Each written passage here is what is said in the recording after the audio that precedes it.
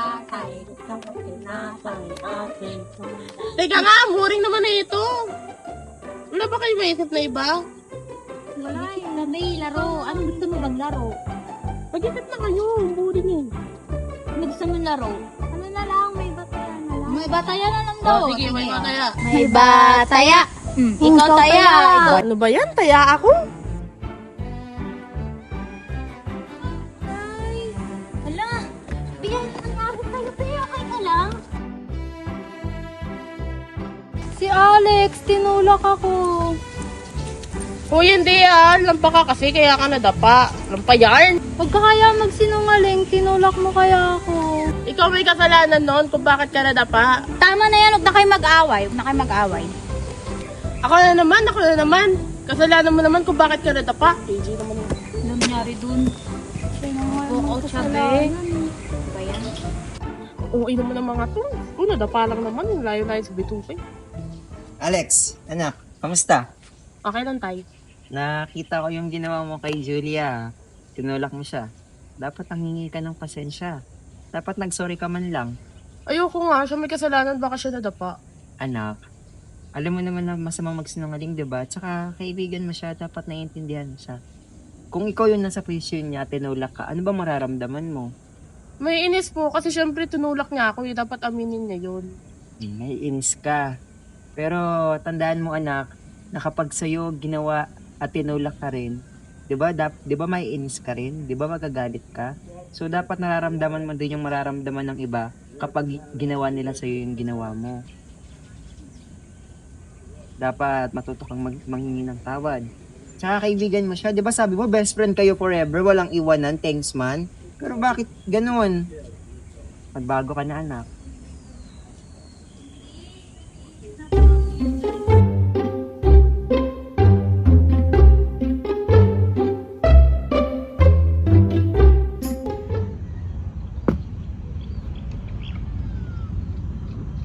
Oh, Julia, bakit parang malungkot ka? Oo nga, Julia. Parang kanina ka pa nakatulala at nakasimama. Ano nangyari ba?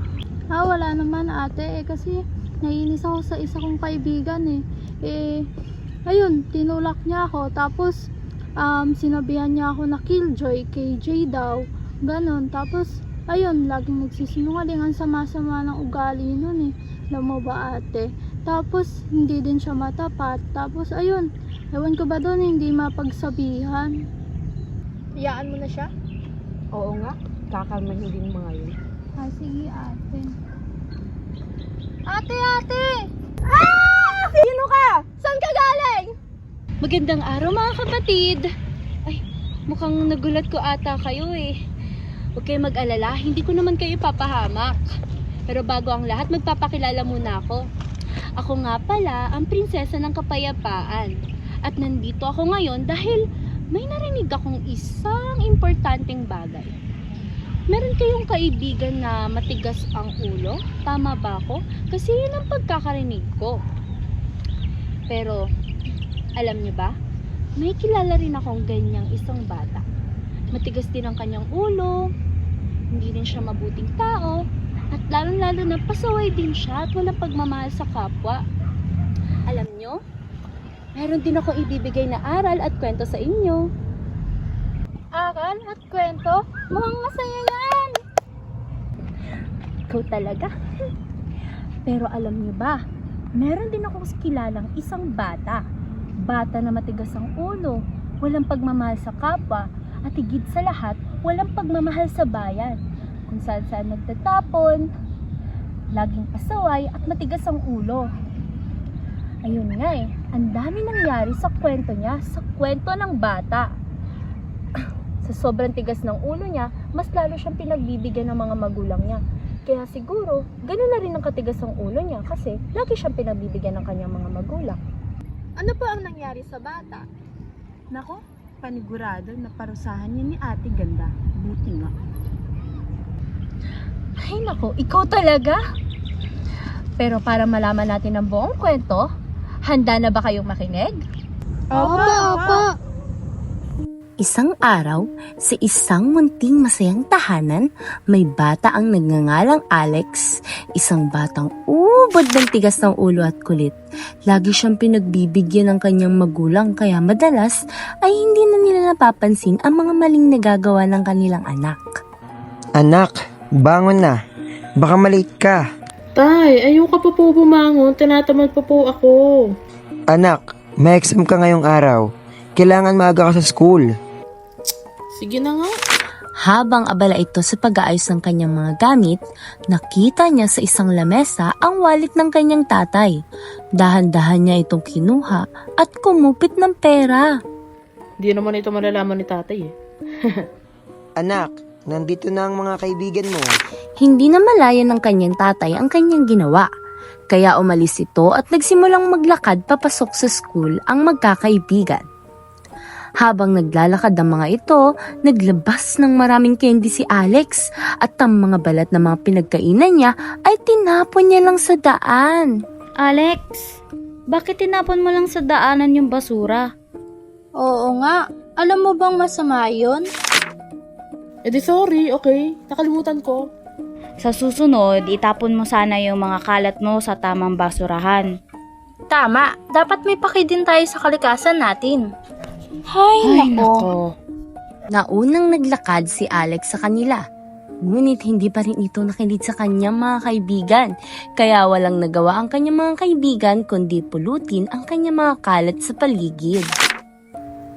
Habang abala ang mga estudyante sa kanilang mga ginagawa, biglang pumasok ang kanilang guro. Magandang umaga, Trimingo. Bago tayo magsimula sa ating pagsusulit, tatalakayin muna natin ang isa sa dalawang mahalagang katangian ng isang mabuting Pilipino, ang katapatan at pagmamahal sa bayan. Patuloy na nagtuturo ang kanilang guro. Ngunit si Alex ay hindi nakikinig sa kanyang guro. Kapag sinabi nating katapatan, hindi lang ito ang hindi pagsisinungaling. Kasama rito ang paggawa ng tama kahit walang nakatingin, tulad ng pagsasauli ng gamit na hindi sa iyo o pag-amin sa pagkakamali. Ang dami namang alam ni teacher. At ang patriotism o pagmamahal sa bayan, nagsisimula yan sa simpleng pag-aalaga sa ating paligid. Ang batang hindi nagkakalat at marunong sumunod sa batas ng paaralan at komunidad ay nagpapakita ng tunay na pagmamalasakit sa ating bansa. Tandaan nyo, ang ginagawa nyo sa inyong kapwa at kapaligiran ay refleksyon ng inyong pagkatao. Habang abala si Alex sa kanyang ginagawa at hindi pakikinig sa kanyang guro, bigla itong napansin ni Sharon at kinausap nito. Narinig mo yun, Alex? Dapat may paki tayo sa kalikasan at sa ating kapwa. Whatever. Nagulat si Alex sa sinabi ng kanyang guro na meron silang maikling pagsusulit. Kabado niyang inilabas ang lapis dahil alam niya sa sarili niya na hindi siya nakinig. Lumingon siya sa kanyang katabi at tumingin siya sa papel ng kanyang kaklase. Kinope niya ang sagot ng kanyang katabi at mabilis na nasagutan ang kanyang pagsusulit dahil hindi ito napansin ng kanyang katabi. Ilan pala score niya sa GMRC? Mababa. Pero okay lang. Bawi na lang next time. Basta ako, mas mataas ako sa inyo dahil mas magaling ako. Bleh. Tumatawang umalis ito sa kanila na may halong pang-aasar at habang paalis si Alex, nalungkot ang mga mukha ng kanyang mga kaibigan. Mga anak, maglinis na po tayo ng ating classroom para makauwi na tayo. Kumilos si Alex na magwalis dahil naalala niya na siya pala ang cleaners ngayong araw. Habang nagwawalis siya, nakakita ito ng wallet. Agad niyang binuksan ang wallet at nakita niya na may 50 pesos.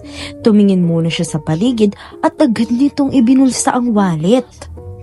Nang naibulsa niya ito, biglang lumapit ang kanyang dalawang kaklase. Tinatanong kung nakita niya ba ang wallet. At sinagot niya lamang ito na hindi niya ito napansin. At hinayaan na lamang ito. Bumalik siya sa kanyang gawain at habang ito ay nagwawalis, nakita lahat ng kanyang guro ang mga pangyayari. Tinawagan nito ang kanyang magulang at kinausap nito ang bata. Alex, nakita ko lahat ng mga pangyayari, anak. Nakita kong hindi ka nakikinig sa akin. Nakita kong ikaw ay nangopya at nakita ko rin na ikaw ang kumuha na pera ng kaklase mo. Anak, alam mo naman na masama ang mga ginagawa mo, di ba? Mali po ang ganyang gawain, anak. Pasensya ka na pero pinaalam ko ito sa mga magulang mo at bukas kailangan ko sila makausap. Salamat, anak. Pero kailangan bukas ay makausap ko at pumunta dito ang mga magulang mo.